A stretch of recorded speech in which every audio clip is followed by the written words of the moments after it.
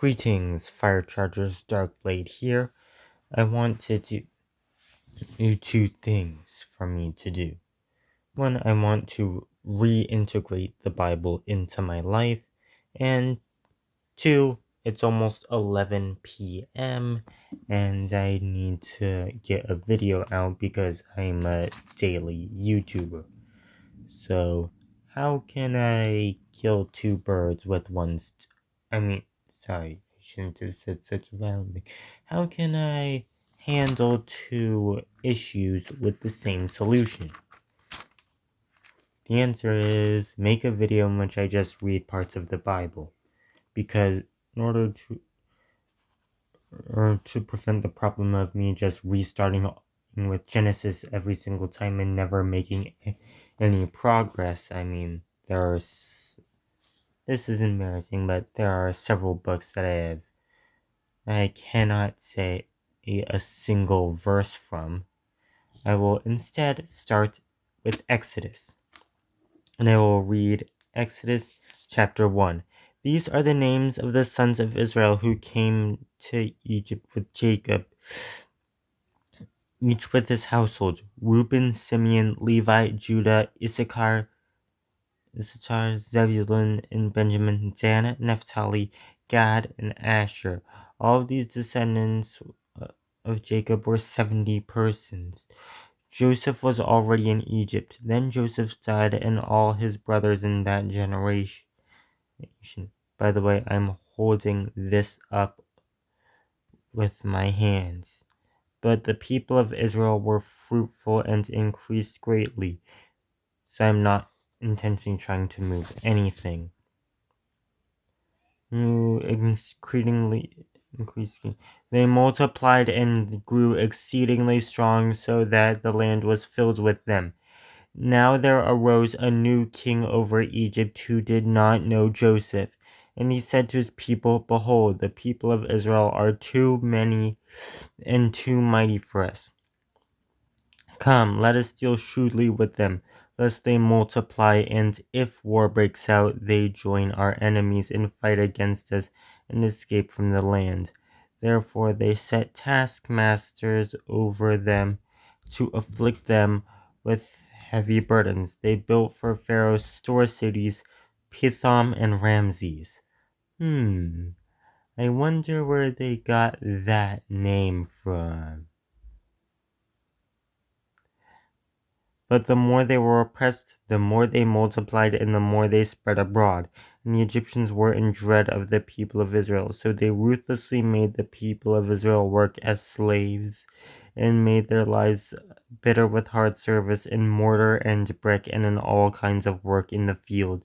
In all their work they ruthlessly made them work as slaves.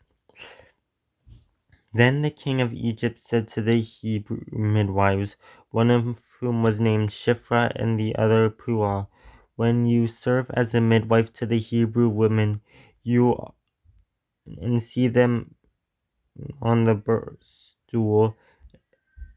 If it is a son, you shall kill him, but if it is a daughter, he shall live. But the midwives feared God and did not do as the king of Egypt commanded them, but let the male children live.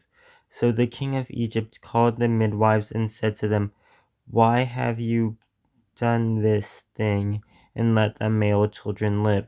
The midwives said to Pharaoh, Because the Hebrew women are not like the Egyptian women, for they are vigorous and give birth before the midwife comes to them. So God dealt well with the midwives, and the people multiplied and grew very strong. And because the midwives feared God, he gave them families.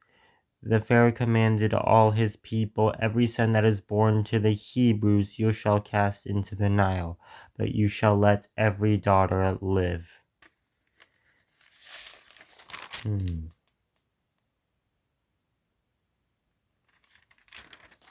I'll also add chapter 2 just because I can. Now, a man from the house of Levi went and took as his wife a Levite's woman. a Levite woman.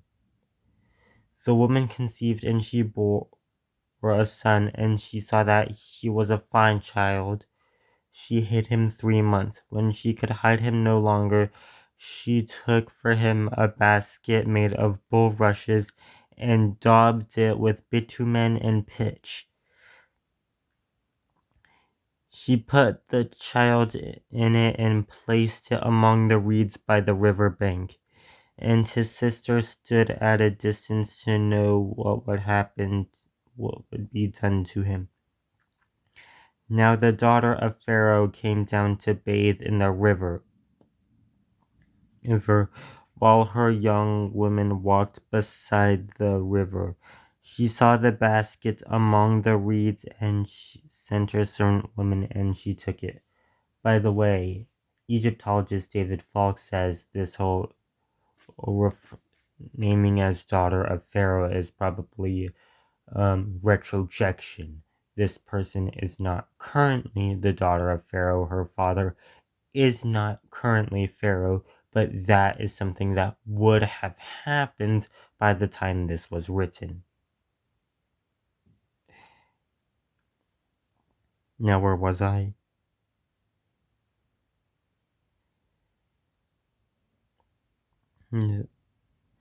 When she opened it, she saw the child, and behold, the baby was crying. She took pity on him and said, "This is one of the Hebrews' children."